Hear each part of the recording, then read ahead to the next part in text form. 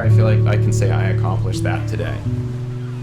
And it's kind of different in teaching. Like when you're a literature and composition teacher, you feel like you're polishing the same gem. It just gets a little shinier every day. But when you come here, you can build a walkway, and in a couple of days you're done with it. And it's an accomplishment, and it'll be there hopefully long after I'm done doing this job. My name is Matt Rosenberg. I am the Nubble Lighthouse keeper for the Nubble Lighthouse. Nubble Lighthouse is also known as the Cape Netic Light Station. It's called the Nubble because the nubbler is a nub. It's a piece that's broken off the end. So it actually is a piece that's separated from the end of the long peninsula is the Nubble Point. The Nubble Point hangs out quite a ways in the ocean, and there's nothing around it that really sticks out that far. It warns ships that there's a hazard in the area.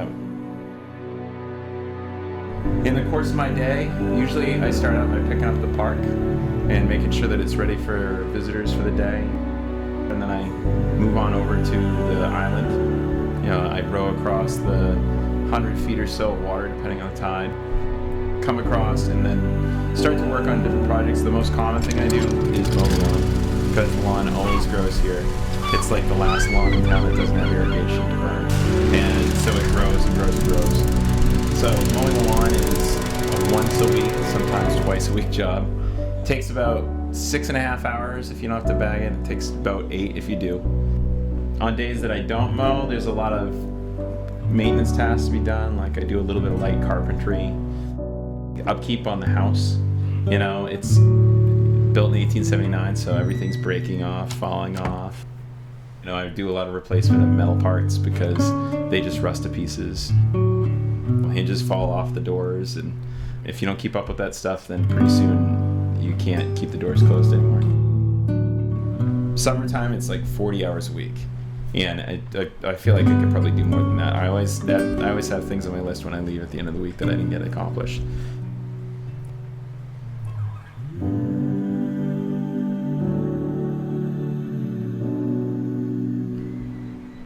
I think the best part of my day is getting to talk to people. I'm over here by myself a lot.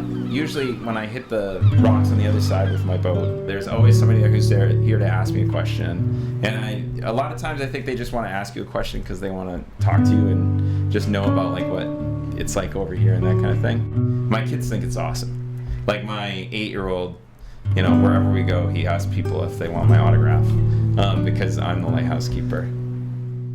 One thing I was concerned about was that I would start to see the park in particular only from the perspective of a guy who works there. I wanted to see it from the eyes of like a tourist, so I made a point every day of taking 10 or 15 minutes and taking pictures, just like a tourist would. And I started to take a lot of pictures. And that's part of the challenge, is to always find a new way to take that picture, because this is one of the most photographed places in New England. It can be really difficult to find a new way to take that photo. But they're out there, you just have to look for them.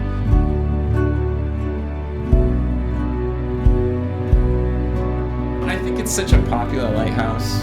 It seems to represent like a really postcard quaint picture of rural life from a time gone by that represents Maine.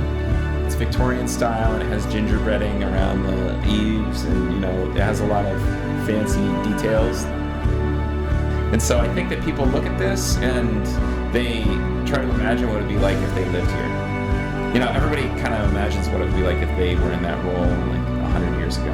I think people come to love this lighthouse. Like I talk to people all the time who got engaged here, got married here.